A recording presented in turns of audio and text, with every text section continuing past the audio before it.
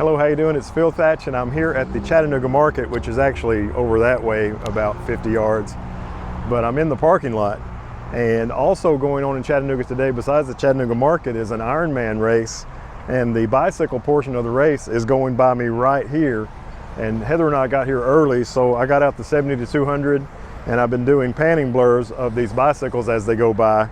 Just bicycle after bicycle, lots of time to practice. I'm kicking myself because I took my filters out of my bag last night so my bag would be lighter to walk around the market.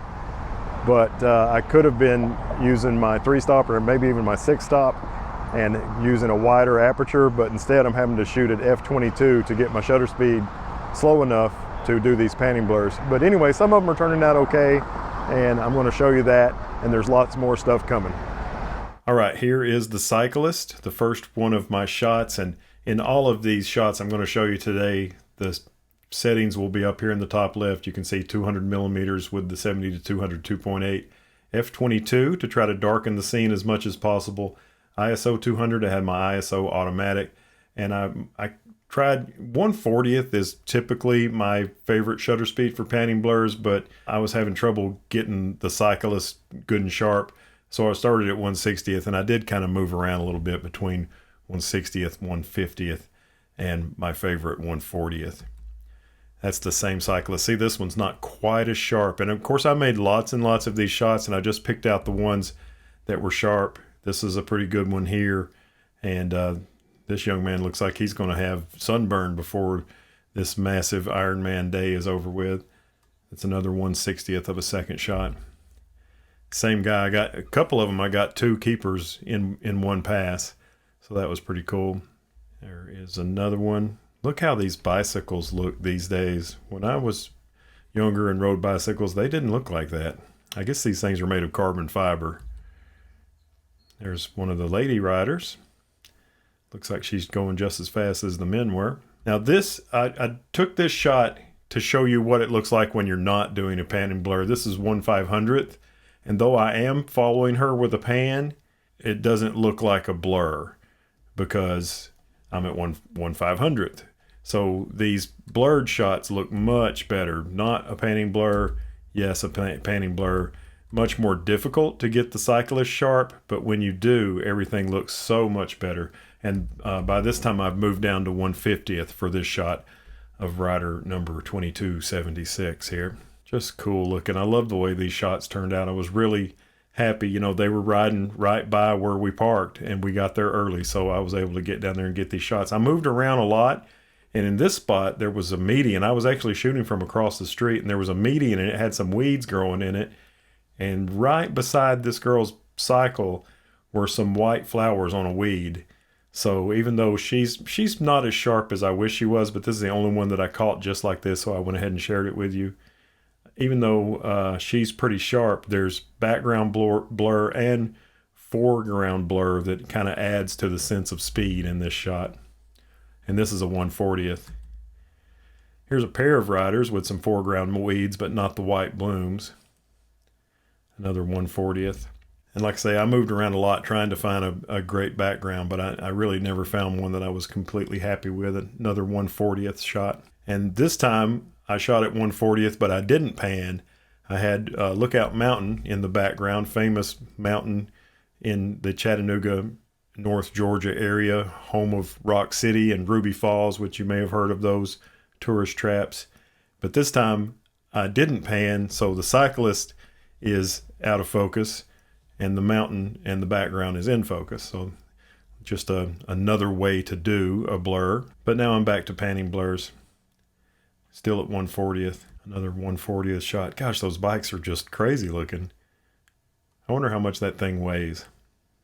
And another one. So many blurs. I shot, I think I did about 500 shots, and I picked out the 17 or 18 that I like the best to show you. Well, the panning blurs were fun and an unexpected bonus to today's photography, but now we're heading over to the market.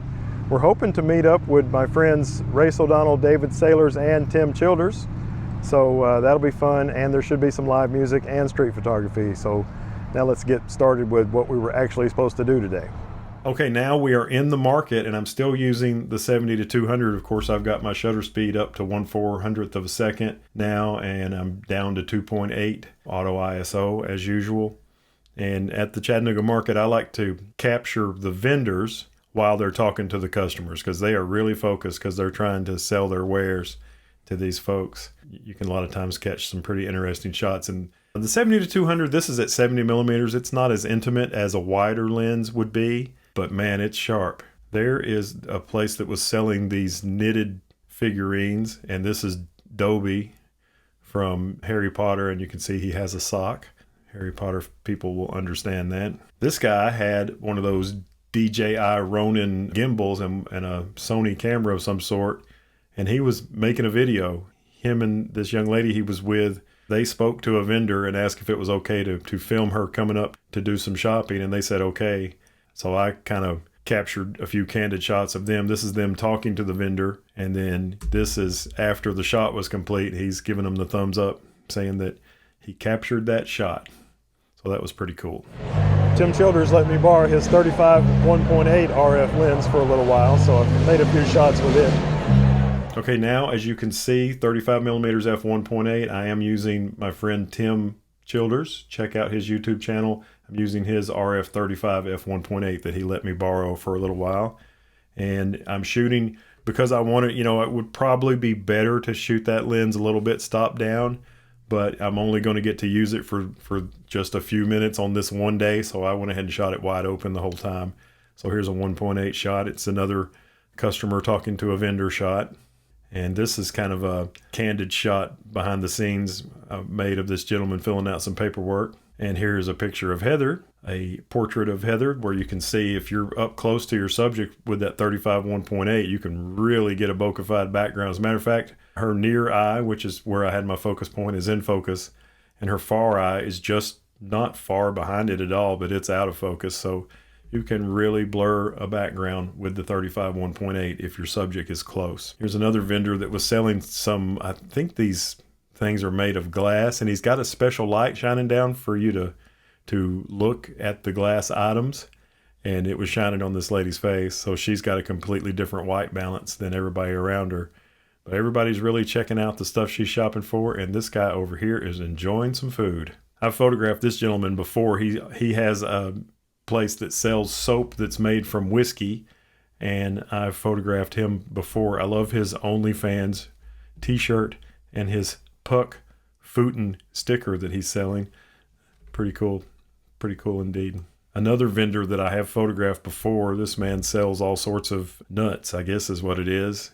And I got 2 shots of him talking to these customers. I wasn't sure if I liked this one better or this one better. I think this one he's kind of looking more at you. You can see his eyes better, but I think I like this shot the best. Chattanooga Market with the 35 1.8. And this guy had a huge strawberry booth, and I think this is the Hughes Farm fresh strawberries. I wonder if this is a father and son combination here that was working that booth, but they sold a ton of strawberries that day. I peeked in and got a photo of the guy stirring the kettle corn. He was making the kettle corn. I shot a fairly quick burst, and then I got out of there, and I never got one where his face wasn't blocked by the handle, so I was kind of disappointed by that. David Saylors was there, and I took a picture of his Leica, and he's got a vintage Pentax Takamar Asai. There's so many different names. It's a 28 millimeter f3.5 that he brought. And I have that same lens. I watched one of David's videos where he talked about that lens, and I brought mine as well. So I'm going to show you some pictures made with that later on. But David was shooting with it adapted to this Leica camera of his. Well, that was fun playing around with the 35 1.8. Now I've switched to the 70 to 200 2.8 because the music's about to start. And now it's time for live music. This was a band called Monday Night Social, really good local Chattanooga band. They won the Road to Nightfall music competition several years back, and I switched back to the 70 to 200 f2.8 for all my band shots. The stage at this venue is horribly backlit, so you'll see what I had to do. This is a side shot, so it's not as badly backlit. You can kind of see all 3 of the singers in the band singing in this shot. And there they are, not singing. We're kind of in jamming mode. Same 3 people. There's 5 people in the band, but these are the main 3. The mandolin player, the guitarist, and I guess this would be the lead guitarist. He does more solos than the rest of them, and they all 3 sing. There is Tim Childers and David Saylors talking. It was pretty cool. I invited all these people to this thing. Tim Childers has a YouTube channel you should check out. David Saylors has a YouTube channel, The Georgia Photographer is what he calls his, that you should check out. And it was fun having all of them there. There's the drummer for Monday Night Social. And here's a incredibly backlit shot. I just bumped up the exposure compensation so that there was enough light on the band to have them lit. But in doing that, the background is completely blown out. Really singing hard here in this shot and playing the guitar. Doing a little solo here, singing and playing. I thought that was cool. I caught her kind of leaning to the side instead of just standing up. So it's got a little bit better look. Mandolin player, singing, harmonizing, and playing the mandolin. And I love this shot. I was sitting down at the table with Heather, and I caught them kind of in a spot in the song where they stopped playing for just a moment and harmonized before going back into it, and really loved the way this shot came out. Maybe my favorite shot of the whole day is this one. Another shot in that same series that I liked quite a bit, but not as much as this one. This one's really great. And I think she's looking right at me in this shot as well. So that's pretty cool. Here's the bass player with a Led Zeppelin shirt and a 5-string Fender Squier jazz bass. I had this shot that was pretty cool, and I went ahead and edited this one, and then I saw this one where he's doing a little bit more complicated bass playing, so I said, ooh, I got to edit that one as well. This guy had a really beautiful electric guitar with gold hardware, but he didn't play it until I was done with my photograph, so I didn't get a shot of that. But here he is on a Gibson acoustic guitar. There's my buddy the Ray Soldano shooting with his Nikon Z9, and that's a Tamron 70-200 2.8 that he has on there. Ray is unquestionably the best sports photographer in Chattanooga. And this is another shot of Ray's Z9. Now he switched to the 14-24 f2.8 lens on his Z9. Okay, now I have on a vintage lens, a Pentax 28mm f3.5, and I'm going to do some manual zone focusing here in the Market. Should be fun. And now I've switched to the 28mm f3.5 vintage lens, which is completely manual, has no connections to the camera, and you can see up here the only thing it's going to give you is the shutter speed and the ISO, because it doesn't know the aperture. But I can tell you that I had the aperture at f8 the whole time. I was doing zone focusing the entire time I shot with this lens. There's Heather buying some hot sauce. I thought this guy looked like a young Joe Walsh, so I rushed over and got a picture of him. Thought it turned out all right. Ray has some really expensive Adidas shoes with hearts knitted into them, so I had to get a shot of that. I just turned that manual focus lens all the way to its minimum focus distance and moved the camera around until his shoe was in focus and hit the shutter. And I did that same thing with these flowers. Turned the lens all the way to its minimum focus distance, moved around until this part right here in the center was in focus, and I figured the rest of it would be close enough. That's a kind of an interesting, almost wildflower looking bouquet. This shot was cropped quite a bit, but I did think it turned out okay, of this young lady shopping at this man's booth. 2 shots of them, same thing, both cropped quite a bit. And there is Heather. She is the cutest, and she found a place to buy some stickers, so I think she got some. And I love this shot. These folks, I guess they make these really cool looking wooden, it's like small furniture, and it's just beautiful.